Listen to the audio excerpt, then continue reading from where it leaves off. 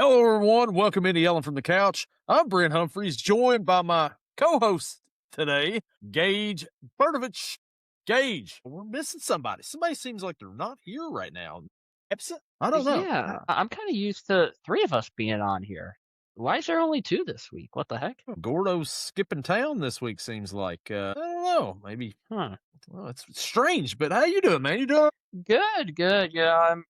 I'm used to people not opening links when I send them to join the podcast. So it really hey, it is what it is. But hopefully Gordon's okay. I'm doing great. It's been a long week. It's finally Thursday night. We're so close to the weekend, and spring training is in full effect for baseball. And it's been so nice for umpires to be proven so wrong. Yeah, we've got spring training going on. We'll hit on that. We've got the NFL Combine going on Yep. right now as we speak. I believe it's linemen and linebackers today, maybe kickers. Like, we got the Combine for the kickers. Like, we really need to know their 40-yard dash. Well, since when did they have defensive linemen doing catching drills? Has that always been a thing, or is this new? I have no idea. I don't know what you're going to get out of it if you're a scout to see if the defensive lineman can catch the ball. I have no idea. But Maybe to see more agility or something. I don't really know. But to be honest, how many times do we see a batted ball in the air or something like that, and a defensive lineman perfect opportunity to catch it, and he doesn't come down with it? several times. Yeah, so maybe it's a good thing to train on. I'm not really too sure. Yeah, right now you got Jacob Rodriguez out here. Well, I mean, they're going through them really quick right here. They had Orville Yeah. Reese out there, Jacob Rodriguez. I mean, those are some pretty big names in the draft, I think, for the linebacking position right there. I don't really watch a whole lot of the combine. I got it on right now. Yeah, I'll turn it on for the quarterbacks, the wide receivers, maybe the running backs, but outside of that, that's it. Like this former quarterback right here, former first round pick from Pittsburgh. I wouldn't exactly know his name or anything, so kind of a bust, but hey, Hey, it is what it is. move over there just a little bit. Is that Justin Herbert with the flow there? No, it's actually I'm trying to think of a name here besides Herbie, and I can't do it. So maybe it is Herbert. Kind of looks like him. Oh Kind of wait, got the Herbert going there. he has a glove on his throwing hand there, so it can't be. It's one glove Kenny. Hey, Two second glove. gloves. So the NFL Combine has started Yep. in Indianapolis this weekend. As we're just sitting here just talking about a little bit here. Not really a whole lot going on today. The most of it'll be this weekend. There's going to be some big names that'll probably set out because why even be in there? I doubt that Fernando Mendoza will be out there doing the combine. I don't know if he's agreed to it or not, but he's probably the consensus number one pick right now for Vegas. I don't see him coming in and doing the combine. No, I mean when you're all but secure in the number one spot, why would you? You got nothing to show unless you show and maybe some team trades up to the number one pick to get you, but I doubt Vegas will trade out of it because they are hurting at the quarterback position. But they need a lot over there in Vegas. But combine's starting.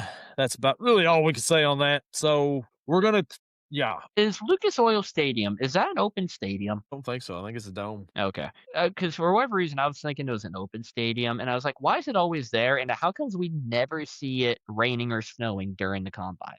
But if it's domed, that would explain why. Yeah, it's domed, I believe. So yeah, Well, that would probably be why. It's probably a good reason because it is kind of cold in Indianapolis in the wintertime in February. yeah, I can't exactly imagine it's 50, 60 degrees outside. I want to see him do one in Lambeau one year. See how you adjust to the elements out there. See if you can play in the cold weather. Oh, yeah. Go to Lambeau, go to Foxborough, Buffalo, Arrowhead. Any of them places. Yeah. It would be nice to switch it up like they do the draft. Every year you have a different city to host the combine, like you would the draft. And it's opened it up to the crowd too. Sell tickets. Why not? Screw it. Yeah, why not? Go watch some guys run around in their shorts all week Yeah. long. Sounds Oh. like fun. So we're gonna hit some NFL stuff here, baseball stuff, and maybe some WTF moments of the week. Maybe so. Ooh. We'll see there. But let's start off first with some sad news from the NFL world, and that would be Rondale Moore passes away at the age of 25 this past Saturday. Gage, this guy, he's missed the past two seasons, preseason injuries, signed with the Vikings, signed with the Falcons last year, started out his career with the Cardinals, had all the potential in the world, burst onto the scene as a freshman at Purdue against the Ohio State University Buckeyes. So I was curious to see about Gordon's reaction there because I know he remembers Rondale Moore and how bad that he tore them up in that game. He had a career game, busted on the scene there, and he passes away at the age of 25. Gage is just, a guy that just couldn't stay healthy enough, and it's a tragic situation with Rondale Moore passing away. Yeah, it's super tragic. I mean, this guy, if he was able to stay healthy, he was electric on the football field. Had many great plays, many memories, whether in the NFL or obviously in college. Yeah, just sad news. I think I shared it to my Instagram story the other day, and I forget what player it was, and I was trying to pull it up here just to read what the tweet was, but basically calling out NFL teams for not caring about a player's mental health until something actually happens. Not many, if any, teams have a mental health coordinator or whatever you want the title to be on their team to listen to the guys. And the teams that do, or if someone goes and seeks outside help, they're kind of made fun of in the locker room, on and seen as like less of a person. That's just not the case. Rondale obviously dealing with the injuries, the torn ACL and everything like that, just too much for him. And it's just a sad thing to hear, sad thing to know about. And it's sad to realize how many NFL players we've lost in the not so near past that have just been dealing with stuff like this. There was the Cowboys player mid-season, right after the game where he takes a fumble recovery touchdown, block return for a touchdown. And there's too many of it happening, and it's sad to hear about. Yeah, it is sad, and that, like, kicked off, like, seems like a weekend full of some people that's taken their own lives, starting with him, then some entertainment world. There was a few people that I seen, Martin Short's daughter and Revenge of the Nerds guy, like, these people are out here, they made that decision, and it's sad. It's ultimately sad, like you said, you need a mental health coach or somebody that somebody can talk to and just kinda be there for him. Because 'cause I'm sure him being injured, he's thinking that you don't know what he's thinking, but his career is not going the way it's supposed to be, and he's probably doesn't have anybody there with him and just needs somebody to just talk to probably. And NFL teams need to normalize that. Like, it can't be something to where every team adopts that, they get the mental health coordinator, great, and then no one uses them because they're afraid of how they'll be seen in the locker room or throughout the facility by staff, faculty, coaches, trainers, teammates, and it's something that probably can't fully happen, but if everyone got on board with it, it was like, "Look, we can't keep losing our brothers like this," then it'd be okay. Yeah, absolutely. 25 years old is just too young to go in that manner or any manner for that matter of fact. It's just a sad story all the way around. So we're just going to go positive from here on out. We're going ahead and getting that one out of the way to begin with, and let's go on to the next one. Gage, the NFL are going to allow the officials to maybe throw some flags here. Like the replay officials are going to be able to challenge if they think that a play call should have been called, a flag should have been called, or something. What are your thoughts on this new rule here that the replay guys can buzz down and be like, "Hey, it should have been a pass interference." It's something that we've been saying, "Oh, we need to be able to have that happen." And now that's gonna happen, I'm almost looking at it like this is gonna go horribly, horribly wrong. Yes. Because, like, how many times do you see, like, a holding that isn't called within the offensive line? You're gonna have 2-0 scoring games because there's gonna be a penalty called on every play. It's something that it's good and if they practice it, adapt it, make it like, "Oh, okay, you can't do it for holding penalties unless they're blatant." It happens every play at the offensive line. So how are you gonna control it? How are you gonna manage it? Yeah, I'm with you. I like that when we talked about before, like when your team gets, as you feel like screwed over, you're like, man, they missed that call. But then again, if they do that on every play and they go back, the game's going to take forever to Yep, begin with. And then your team could be on the other end of that where maybe you get by with a call and it helps your team win and they take yeah. that out. They're taking away like the human element of this, I believe. And who's to say these replay challenge officials up here know what they're doing to begin with. How are you going to call one from there? It's like, what is it? It's chair quarterback. That's Yes. what these officials are going to be live right on time there. So I've I liked it to begin with, but now I'm like you. I don't like this rule now that it's here. And my question is there like a time period that these officials have to make the call?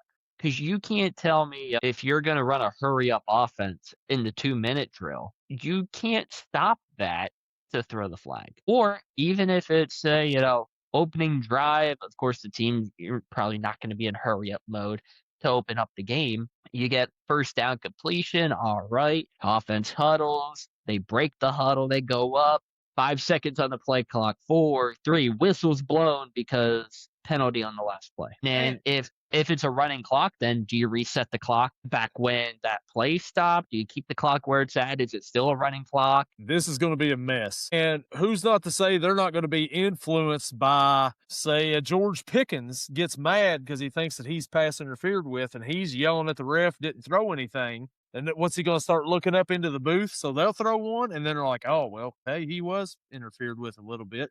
Let's throw the flag from up here. I think it's going to be a mess. Oh yeah, and you have so many sports betting scandals already. This just creates the opportunity to have more. Because these officials then can control, well, the spread is 6.5. They just scored a touchdown. They're going to kick the extra point to go up 7. We can't have that happen. I don't like it. I don't like that it's coming here. I think you're giving too much control to the guys up in the replay booth. I get like a replay assist, like, was that a catch or was that not a catch? Yeah. I like that because it takes away from all the replays and the guy going over to the little monitor, which he doesn't even make the decision to begin with. I like the replay assist, but this part right here, I think it's a little much right here, a little overbearing. Yeah, like I understand, like you said, the replay assist, or even just do it for pass interferences and call it. That's all you got to do. Because that's what most of the complaining from NFL fans is. Well, that was a blatant pass interference and you didn't call it. And now we can't do anything about it. Yeah, so it's coming. So we'll get prepared for how this is going to work. I Yeah. think it's going to be a disaster myself, and we will be yelling about this on the podcast in midseason. I guarantee you, there's going to be segments about that. What? No. No one on this podcast would ever complain about refs, right? So, speaking of a player with all the potential in the world that we talked about several times, the Falcons tag Mr. Kyle Pitts. He gets tagged him for $16.3 million, and they may try to go a long term with him, but he's there for one more season. Gage, I'm going to tell you right now, Kyle Pitts, 25 years old. He's got all the potential in the world. He's athletic. He can run some routes. He's big. He's strong. He's fast. I'll tell you this though. This is why I like this decision for the Falcons. Who did the Falcons just hire as a head coach? Stefanski. Kevin Stefanski in Cleveland. Who was usually his best targets up there? To tell you David, that. David Njoku, and this past year, Harold Fannin Jr. Kyle Pitts is up there. He's going to utilize Kyle Pitts. I like this move for Atlanta, and I like this move for Kyle Pitts. I think that he actually has a breakout season this season with the Atlanta Falcons, man. Oh, yeah. And if he keeps on pace for stat wise, he's on pace this year for 6 touchdowns. And if you look at his touchdowns, his first year, 1. Second year, 2. Third year, 3. Fourth year, 4. Last year, 5. He's going to have 6 next year. And riddle me this, how your rookie year can you have 68 catches for 1,026 yards and only 1 touchdown? How does that happen? I don't know how it happens. I guess who was the quarterback there when he started? Matt Ryan? I That's a good question. That feels like it would be Matt Ryan. think so. But he Let's went see to here. Indianapolis for a year. I can't remember the time frame. Yeah, Matt Ryan, Josh Rosen, and Felipe Franks. Man, what a quarterback group right there. Uh, This is so I don't remember anybody before. Who was the quarterback before Marcus Mariota? That's who it was before Kirk Cousins got there, right? Or am the- I no? Am I wrong? no, no, that's absolutely right because yeah, I think it was 2020. The Steelers beat the Falcons, and Fitzpatrick picked off Mariota to seal the game. So yeah, it had to be Marcus Mariota. Kyle Pitts hasn't been blessed with the No. best to throw to him either. But yeah, we'll see if it's a breakout It, year finally. and it's weird to look at his numbers like from this year. The most catches he had in a season, 88. But the lowest yards per catch he's had in a season with 10.5. 88 for 928 and 5 touchdowns. He's got weird stats. Yeah. He's an odd study for the NFL in tight Yeah. ends overall. Like since he's showed up into the league to his stats, his size, all that. It's odd with Kyle Pitts. And I'll be interested to see if they extend him, give him a long-term contract. Do they tag him again next year? Or do they say, look, at free agency, we couldn't come to a deal. Hopefully you end up somewhere good.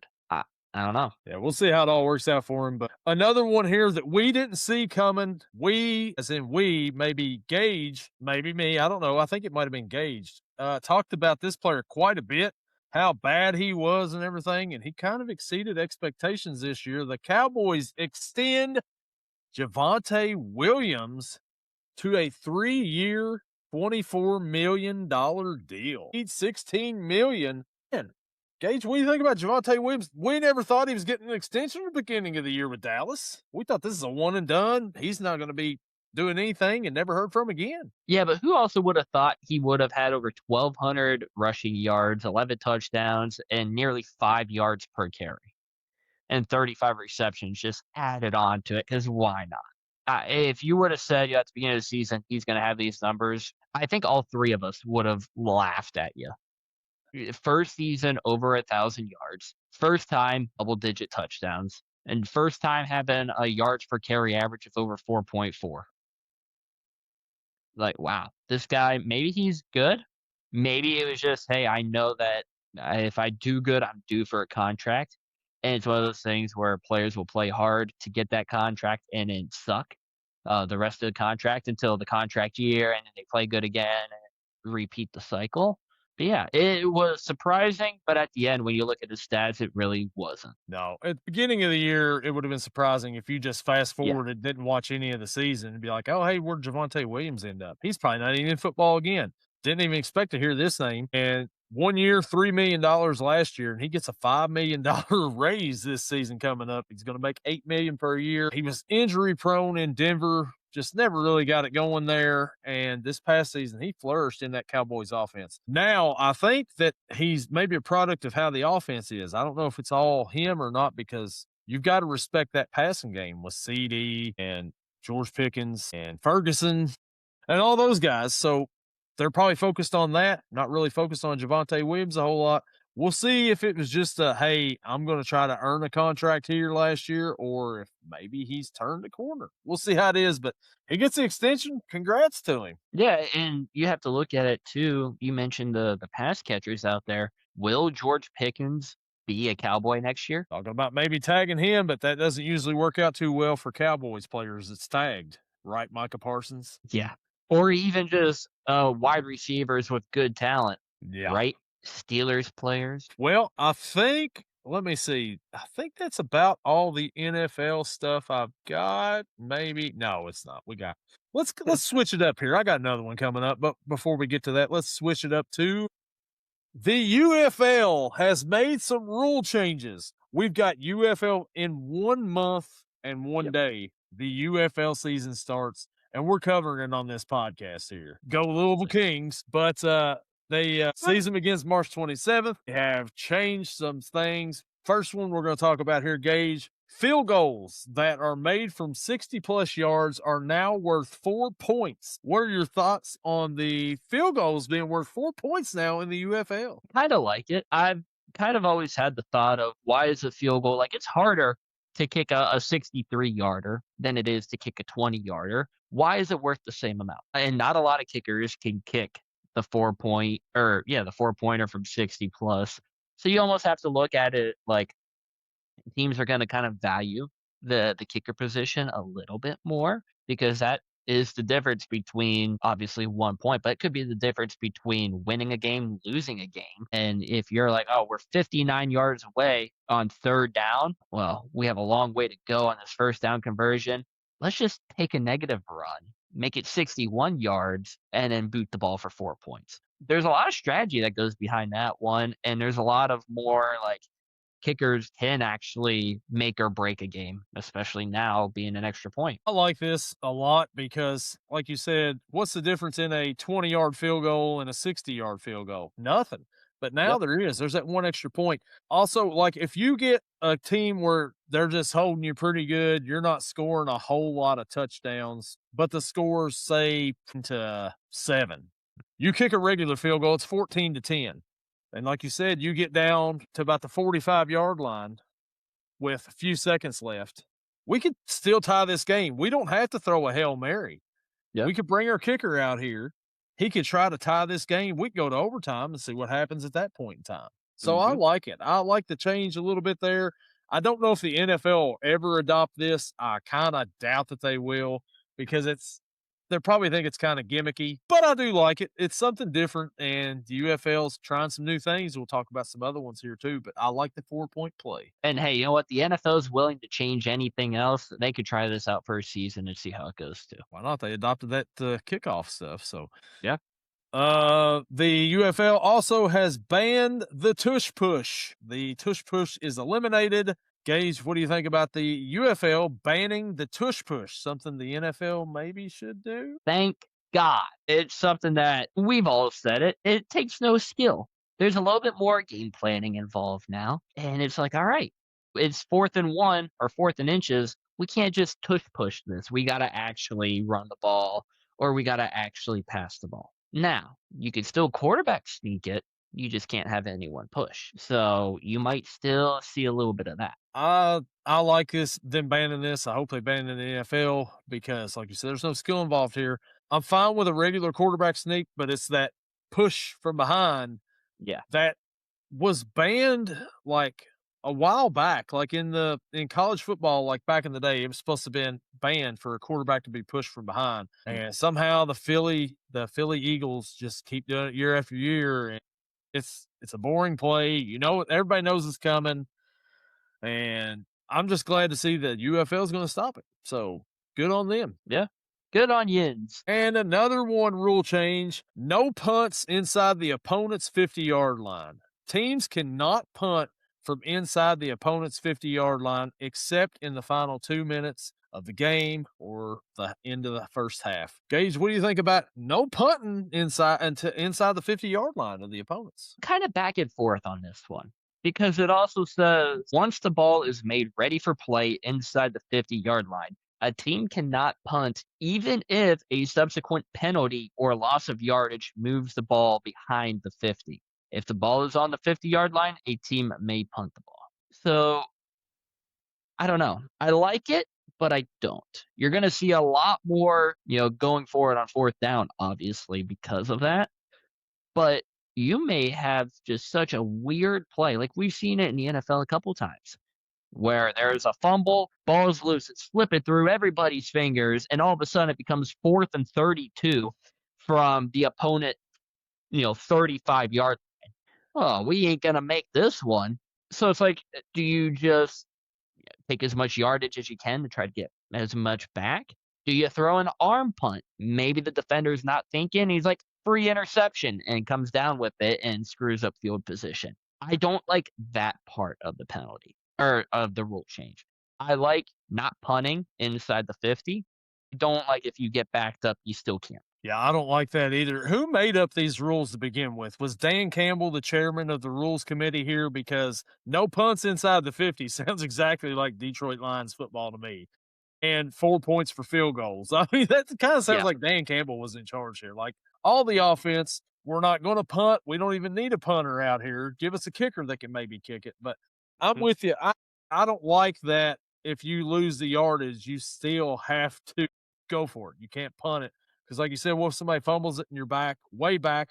Yeah. This other team just play prevent defense, knowing they're going to get good field position. Just, give you a little something over the middle there and stop you, and there you are. But then they It can't just punt works. either because if they do it again, I don't know about that one. And here's another one here that I'll just go ahead. I'll tell you my thoughts as soon as I tell you what the next one is. 1 foot inbounds catches. Only 1 foot required inbounds for a completed catch, which is obviously the NCAA college football rule. You don't have to have 2 feet inbounds to catch the ball like in the NFL. I absolutely do not like this rule right here. And let me tell you why.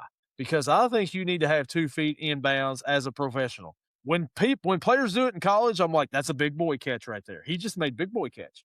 But when you just get the 1 foot inbounds, that's college stuff. That stuff needs to stay in college. You're a professional football player. You're getting paid now. 2 feet. I want 2 feet or a butt cheek or whatever inbounds. I think that you need to have both feet down, toe drag swag over there on the sidelines. Gage, you look like you may be kind of surprised by my take here. Yeah, I was. I mean, I think with 1 foot inbounds, you have the opportunity to make more highlight type of plays. You also reduce the risk of poor officiating and making the wrong call. A lot of times it's hard to tell, did the guy have 2 feet inbounds when he had possession? It's a lot easier. He had 1 foot in, yeah, that's a catch. In which case, if it's 2 feet in, but did he make the catch? We're going to stop the game for replay review and just take longer. Whereas, we can have a lot easier of a time telling he had possession, he had 1 foot in, bang, it's a catch. And talk about big boy play, and I agree on that one. College, it's still cool. And these are 18, 19, 20-year-olds making those plays. I kind of think of it as the MLB. They adopted rules down in the minor league ball club, but there's big boy players down there playing with those rules. So you can have 33-year-old Yasmani Grandal down there at your AAA farm club playing with these rules, but he comes up to the MLB and the rules change a little bit. So if you want to look at it from that perspective, MLB is kind of adopting it. The minors are basically the UFL, if you want to throw an analogy out there, because it's guys trying to compete for a spot on a professional team. Yeah, I just think maybe if it's hard for the referees to figure out if they got 2 feet down, just have them adopt the NFL rule where they throw the challenge flag on that right there. Maybe they just do that then. Maybe they're just adopting each other's rules. God, please no. Ugh, that would take too Uh, much time. the next rule change for the UFL, red zone penalties. It'll be half the distance enforced for penalties inside the red zone. Gage, you like this one? Yeah, I mean, it's current NFL rules. Honestly, I didn't know that it wasn't the rule. So when I saw that, I was like, what was it before? I have no idea. I thought it was that. So cool. Good on y'all. I'm glad y'all brought that back. Yeah, I'm with you here. I agree with this one too. It's what the NFL does, so I like this one for both leagues here. Yeah, absolutely half a distance for inside the red zone. Overtime format. Each team gets 3 alternating attempts from the 5-yard line. Sudden death if it's still tied after those 3 alternating attempts. Gage, what do you think about the overtime format in the UFL? I like this. It's almost like a hockey shootout. You get alternating opportunities, and then you go to sudden death. I like the way that the NHL does it with that. I like the way that the UFL is adopting it. No more of these 10, 15-minute overtimes. Let's get it over with. 3 attempts per team. A lot of these games are going to finish after that.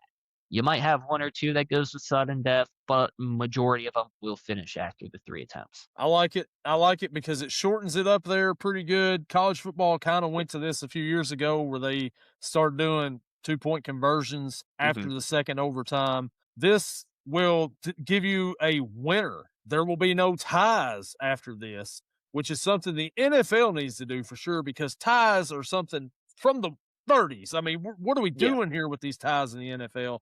This gives you a winner. I'm all for a winner and a loser in a game. No more ties, please. I like this change for the UFL. And another one that they changed, the point after touchdown options. You get 1 point for a 33-yard kick, or you can go for 2 points from the 2-yard line, or you can go for 3 points from the 8-yard line.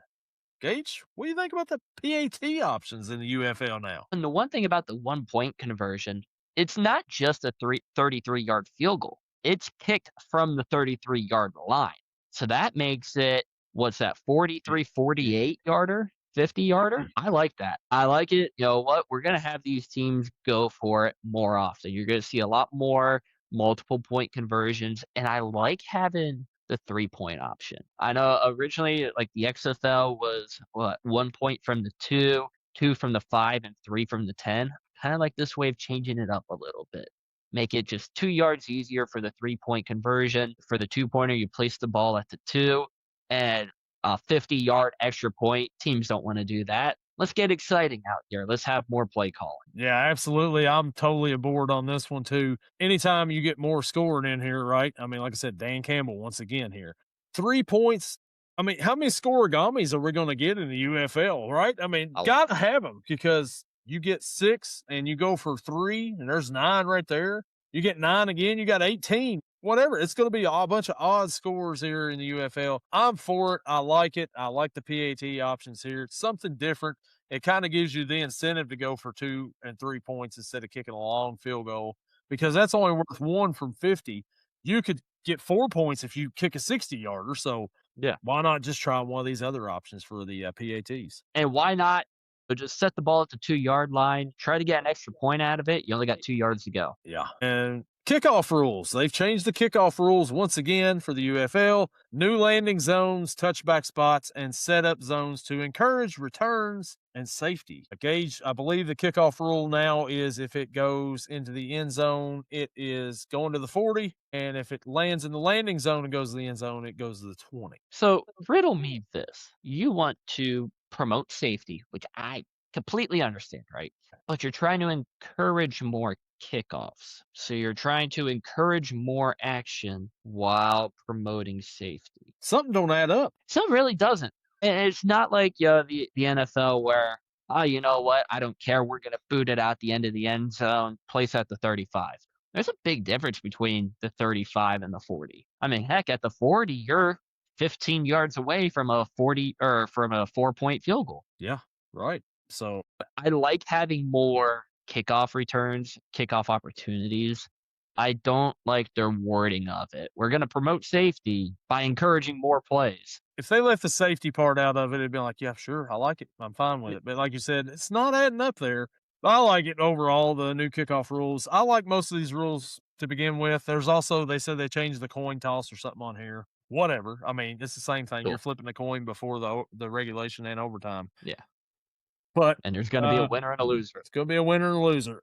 I like these rules to begin with overall on most of them. There's a few of them that I didn't really care much for, but I like the UFL's doing some different things here. They're not trying to be, NFL light, doing their own thing, entertainment for us out here overall. Not bad. Yeah. And the UFL is almost like a test dummy, if you want to call it that. They test new rules while letting these players showcase what they can do for an NFL team. Yeah. One more month and we'll be all UFL. Not all UFL, but I mean, we're going to talk quite a bit UFL. We're going to do our picks Yep. and everything on here for the UFL. I'm Yep. excited, man. I can't wait for it. I'm really looking forward to it this year. I'm excited as well. I'm going to try to go to a game down there in DC. It's a little bit of a drive for me to get to Ford Field, but we're going to try to make it happen. Yeah, I'm going to try to get to a Kings game as well at some point in time this season. So really looking forward to it. Can't wait for it. Now let's switch gears a little bit, Gage, and let's talk about Olympics. Let's talk about the Olympics here. We've got to just talk about it real quick. A couple of things here. The U.S. men's hockey team wins its first gold medal since 1980. The win over Canada 2-1 in overtime. Gage, we bring home the gold in hockey. Let's go. USA. And we did it in both the men's and the women's, which is even better. Bring it home doubly. The only thing that sucks is, well, Sidney Crosby, for us Penguin fans, is out for 4 weeks, thanks to an injury sustained during this. So that's cool. Sid the Kid. Yeah. But USA all the way. Let's go. Canada didn't have much to cheer for. Now they definitely don't. And looking forward to the next 4 years of USA gold. Yeah, it's pretty good. Like you mentioned, also, the women's team won. They also beat Canada by the same score. The men's hockey team, they won, and I believe it was the exact same day that the Miracle on Ice in 1980 happened when they won gold in the 80s.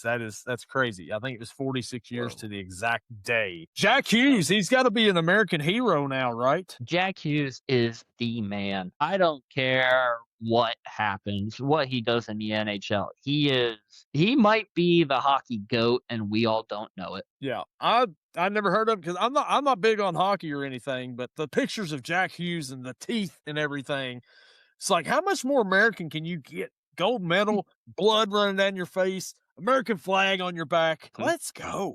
24 years old. He plays for the Devils as a center forward. Great player. just watch him in the NHL. He played 61 games for the Devils as an 18-year-old and scored 21 points before COVID. But still, as a 20-year-old, you're insane. He's done really well this season, 37 games, 37 points, game-winning goals. He's going to be good by the time his career is done. Potential Hall of Famer in the making. And I'm gonna butcher the goalie's name here. Konnor Hellebuyck? Hellebeck, I think is how you say it. So you were looking good on that. He made 41 saves. A lot of them were some sick saves there, I would assume. I'm not much of a hockey guy once again, but I mean, those were some nice saves I thought out there for him. And he was the MVP of the game. Hmm. Yeah, Hellebeck, again, he's a little older, 32 years old, plays for the Winnipeg Jets. He's also another one of those guys. Like I'm just looking at his career numbers right now.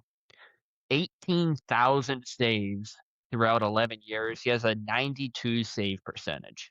That's pretty good when it comes to hockey time. That's pretty good right there.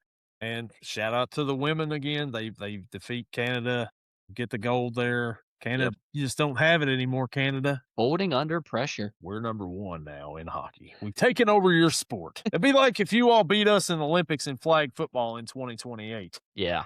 Which, not knock on wood, but hopefully that doesn't happen. Hopefully not. You never know. Yeah. Now, switching back to football real quick, I did have another topic. Florida, the state of Florida passes the Teddy Bridgewater Act.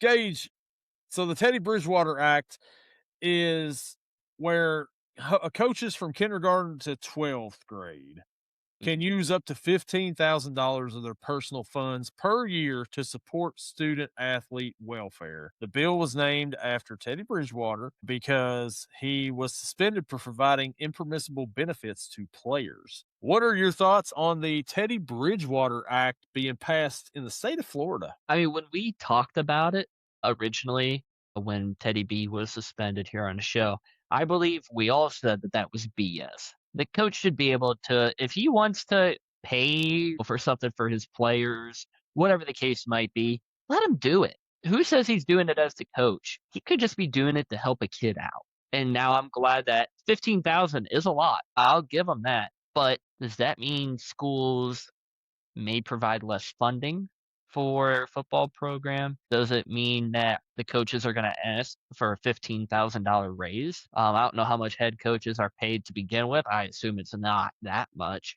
but they may ask for that. Or you may be like, oh, well, that's unfair. Like this coach provided this and this and this for the kids, but the other coach over here didn't have the money to provide, this and this and this for the kids. There's going to be people that cry and complain about it when this is supposed to be a good thing for children. Yeah, we called BS before when he was suspended for this impermissible benefits to a player.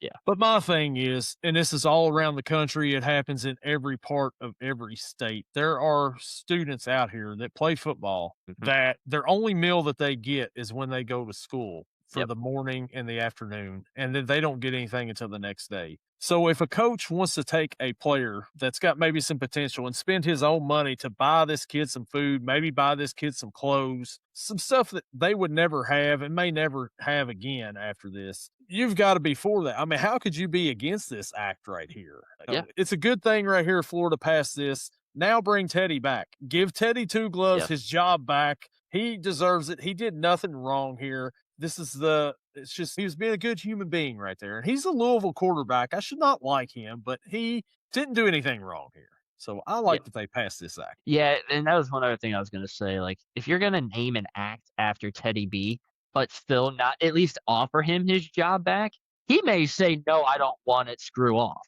But at least offer it back to him. At least give him the opportunity to tell you no. That's what I say. So a good thing happened there in that. It's a little good news there to end our football talk. I think it's the end of it. We may have another subject come up after a while. I don't know, but let's go ahead and let's start off with another subject here. We're just skipping around. Gage, we're going to go to baseball here, and I'm going to praise one of your guys real quick here. I'm going to go ahead and give it to you.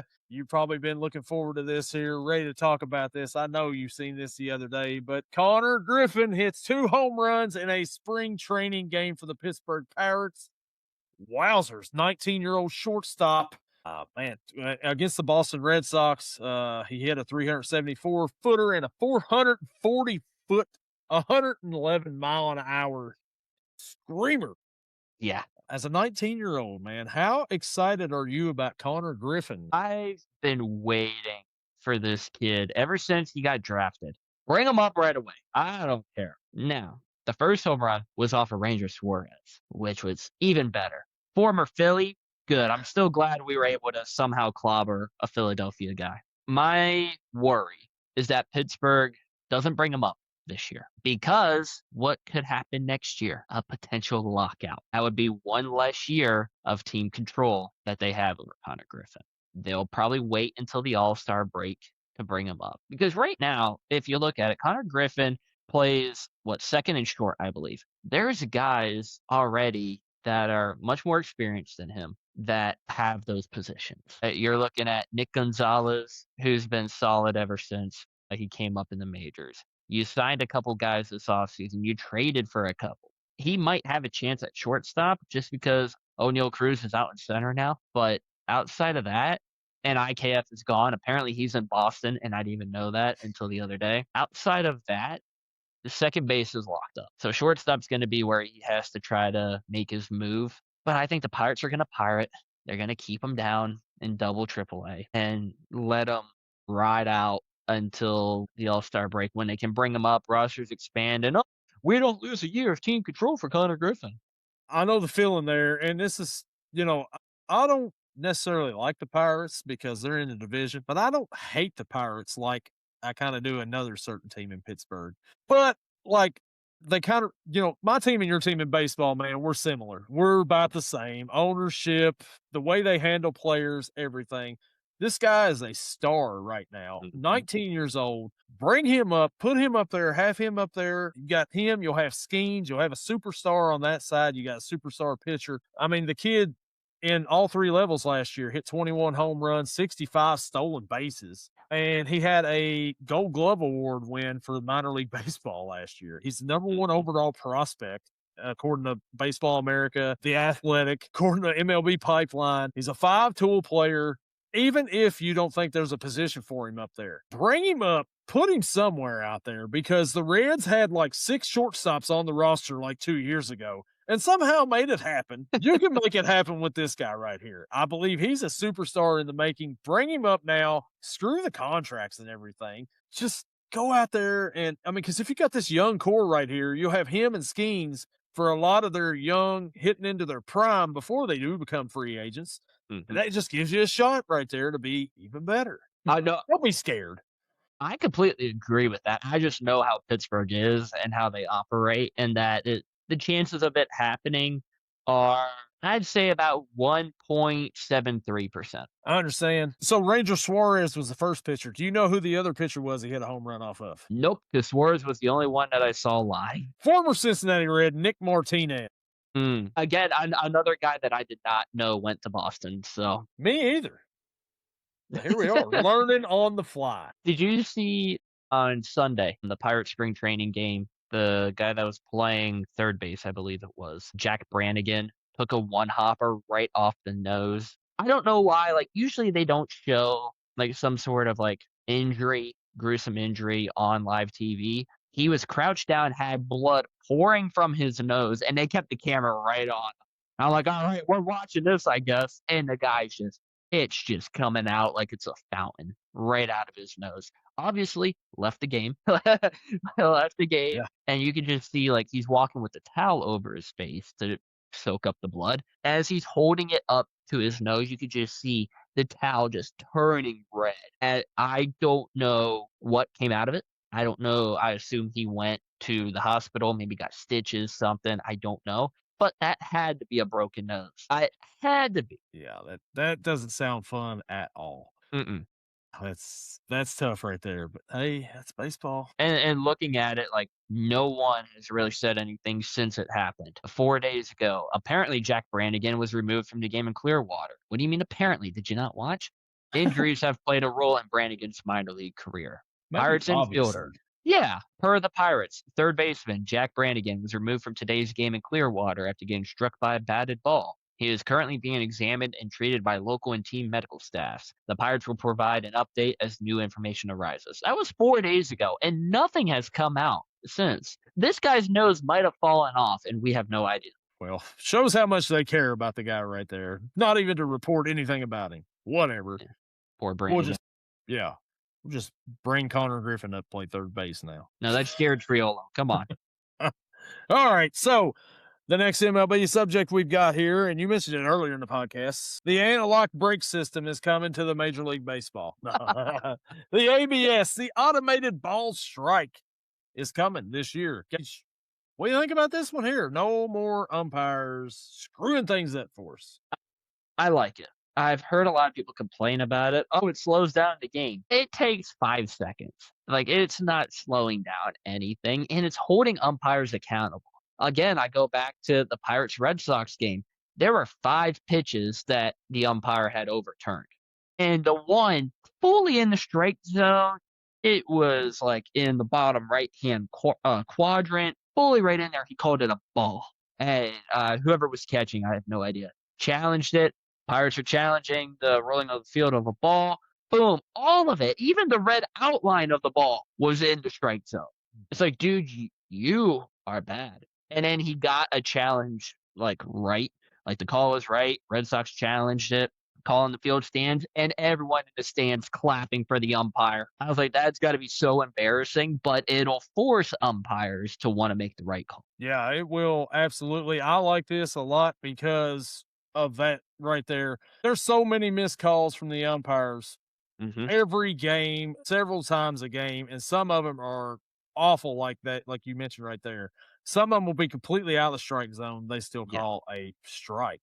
So this kind of holds them accountable and everything.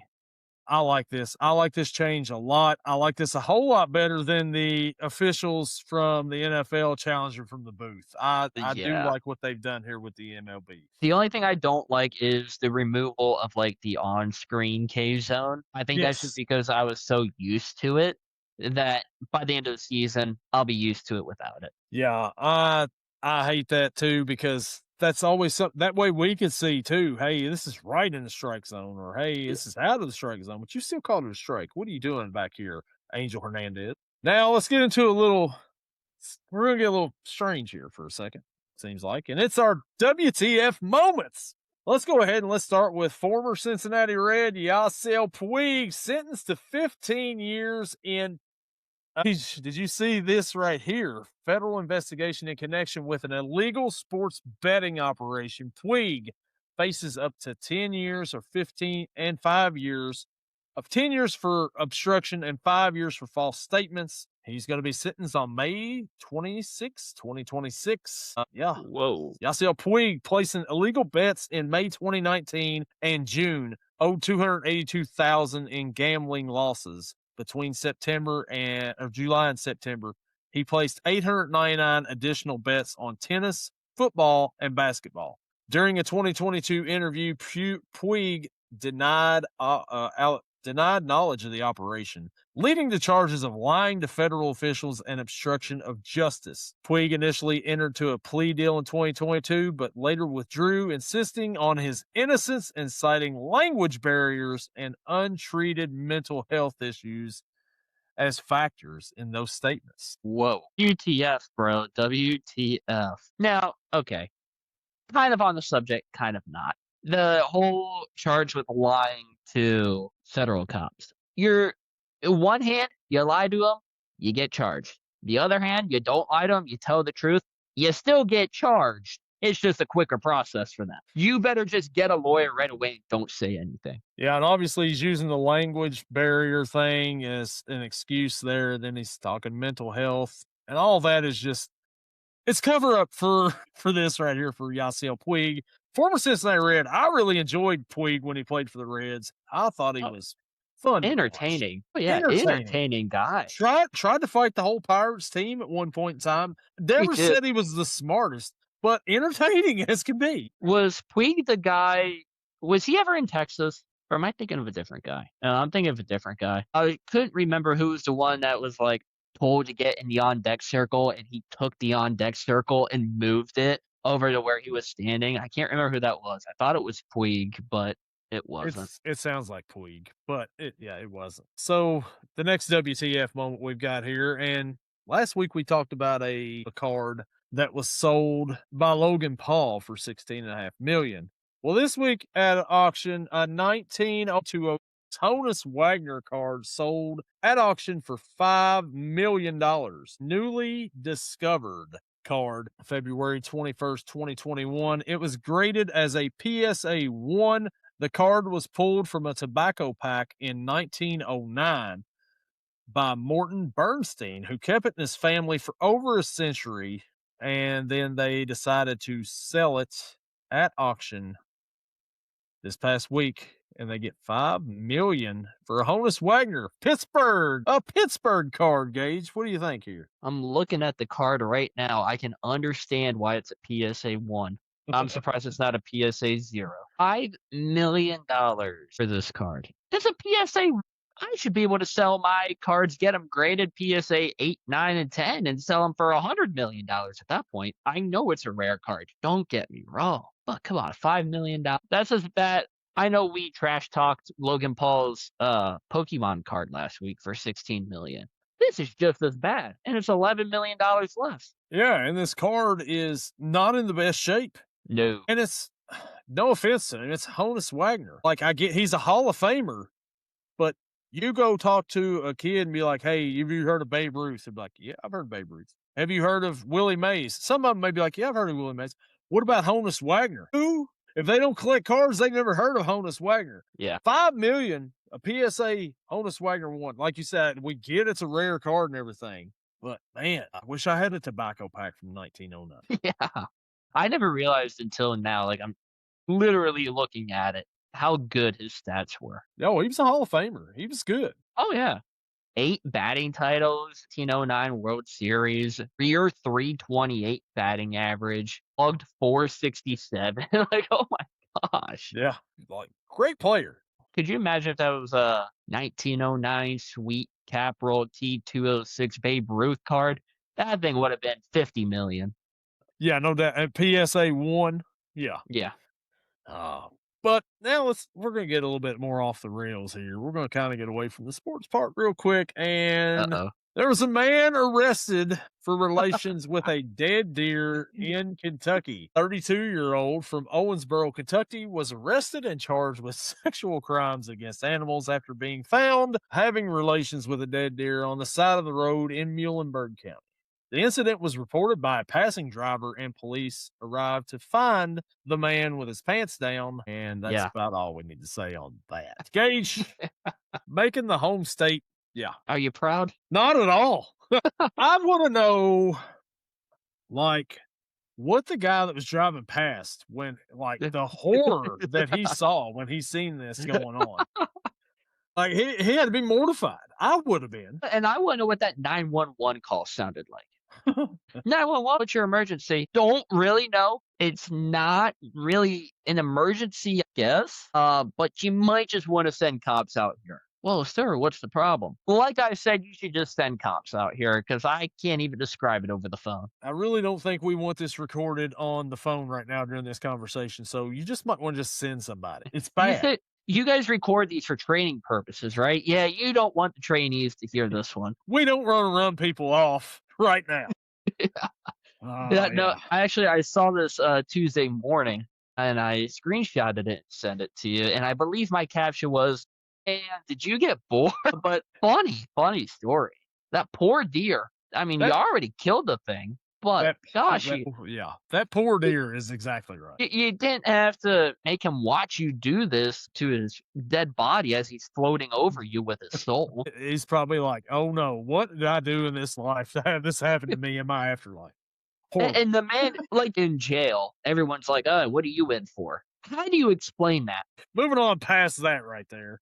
Wanted to talk about this one last week, but Mhm. didn't really get to it. Zach Wheeler had his rib removed, underwent thoracic outlet decompression surgery in September 2025, which required the removal of his first rib near his right shoulder. The procedure was necessitated by a season ending blood clot that developed in August, threatening both his career and long term health. Wheeler has said that he's removed the rib to relieve pressure and he's keeping the rib in his closet at his house. Yeah, I Awesome can't or blame him. weird? Is there an option for both here? Like, it's pretty awesome. But yeah, like, I have my rib here. Like, this is cool. You But it's want to see also something? weird.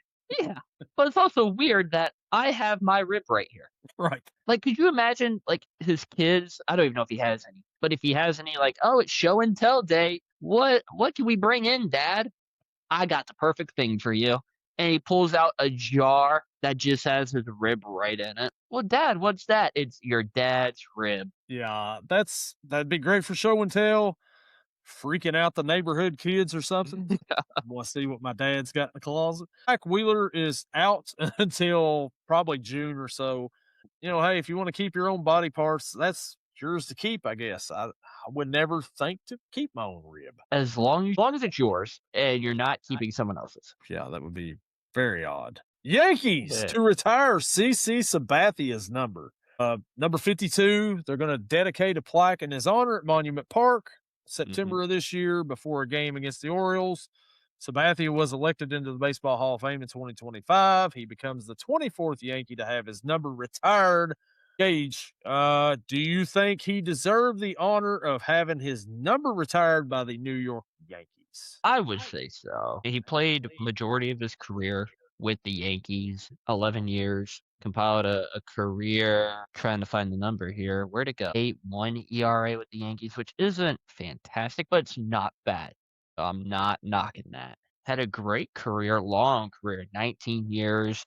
I think it's the right move, and I understand why they do it. Yeah, I guess I get it. I don't know if I would have retired. I wouldn't have thought CC Sabathia deserves to have his number retired with like the likes of like Babe Ruth and Luke Gehrig and Derek Jeter. It just doesn't seem that way to me, but whatever. The Yankees are going to end up running out of numbers here for long, and we're going to get like a player wearing 67 out there during the games.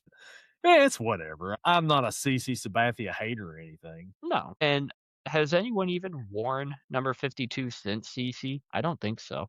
Yeah, so it's like no one's even using it anyways. Let's just get rid of it. And we're going to go on with our last little topic here. And the World Baseball Classic starts next Thursday, March the 5th on Thursday, of course. And the first two teams are who was the first game? I thought I had the first game on here. Maybe I didn't. But the games are being played in Tokyo, San Juan, Puerto Rico, Houston, Miami, single game elimination following the round robin play. Gage, you Mhm. excited about the WBC? Yeah. I'm excited. I usually like watching the WBC. Now there's certain teams that they're only gonna have a pitcher have 1 or 2 starts. I believe Tariq Skubal is gonna have only 1 start throughout the Yep. entire time. Paul Skeens is only gonna have 2 starts throughout the entire time. So I'd be interested to see how, like, the US handles that. When do they give him the starts? Is it early on? Is it, "Oh, we're gonna save this guy"?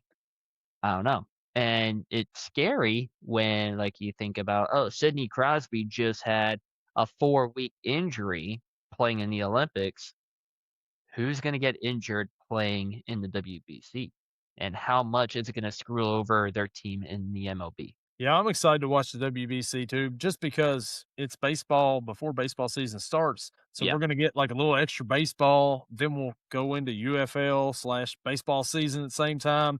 It just kind of leads into it. Should be fun. The only problem I have is most of my Reds players play for different countries, and I'm all about the USA on here, America. You know what I mean? Yeah, I mean, hey, maybe the Reds should start recruiting elsewhere. Maybe so. But Gage, that's going to lead us now to what I'm going to do here.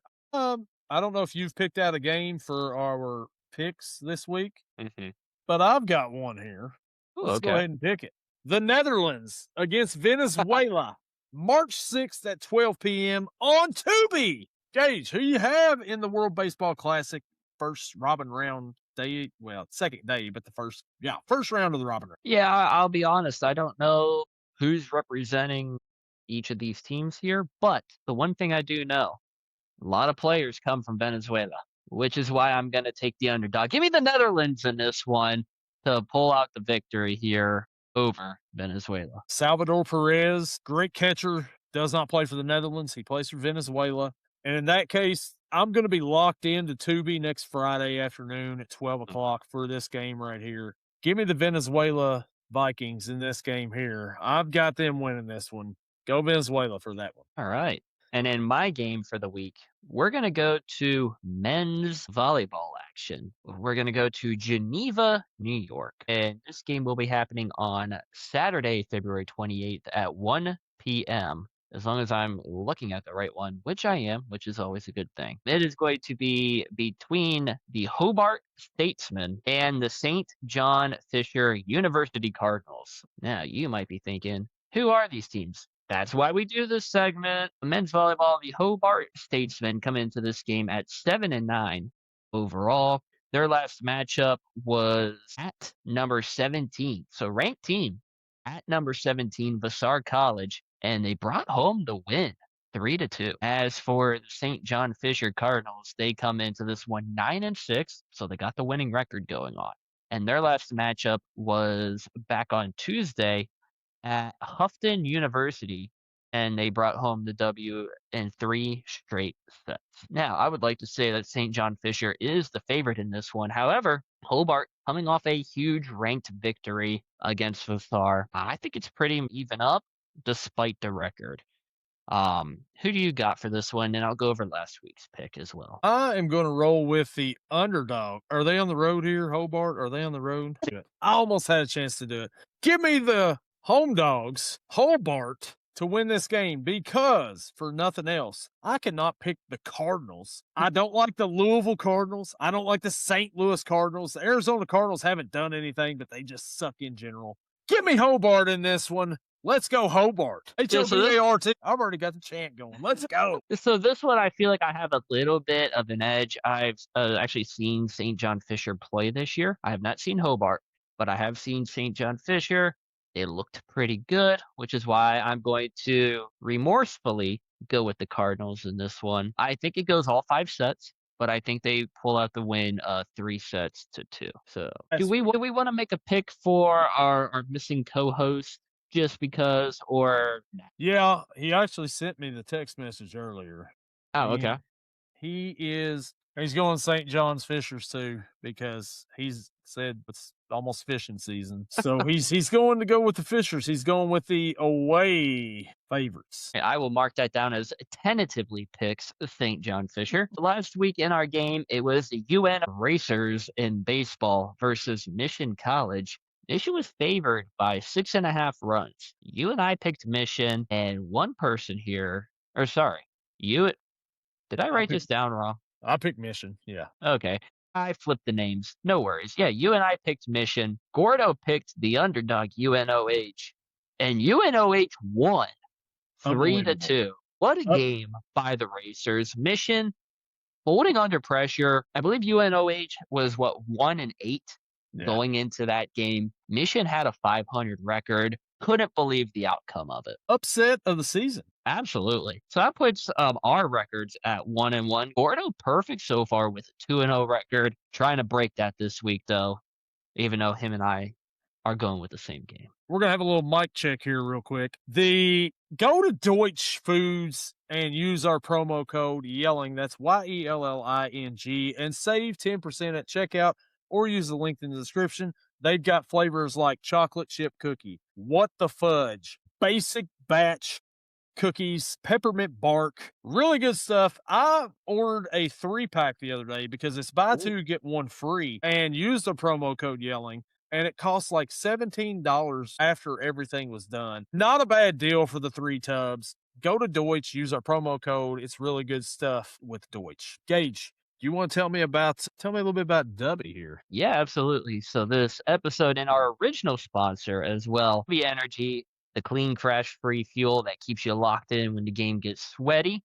There's been several moments this season where, like, the focus just drops in the NFL, right? Our aim goes sideways on this show all the time. Suddenly, we're all yelling at the screen for all the wrong reasons. Dubby, it fixes that. No sugar, no jitters, no weird chemical aftertaste, just steady energy and dialed in focus that actually feels pretty freaking good. Hit up w.gg, use promo code yelling for 10% off your order. Support the show, upgrade your energy, and keep those clutch moments clutch. Be Dubby, be better. There we go. And that will do it for us here on this episode, Gage. Next week, things may be a little bit different. I don't know. Gordo should be back. Should be. Hopefully. Hopefully he's back. Hopefully we can find him. He's wandering around in the desert somewhere right now. We're going to go have a search party out to see if we can find him, see if everything's okay with him. Maybe he's up at the combine right now scouting things out for us. Maybe he'll have a report. He could also just be visiting Green Bay and just looking at Lambeau, seeing what's going on up there. Hopefully we just bring him back and nothing else. Yeah, hopefully so. But next week's episode is going to be a little bit different. We're going to venture away from sports a little bit, maybe a little bit. I mean, but We are deep into the off season right now. yeah, it's going to be a fun episode. You all should check us out next week, and we will see you all later. Later.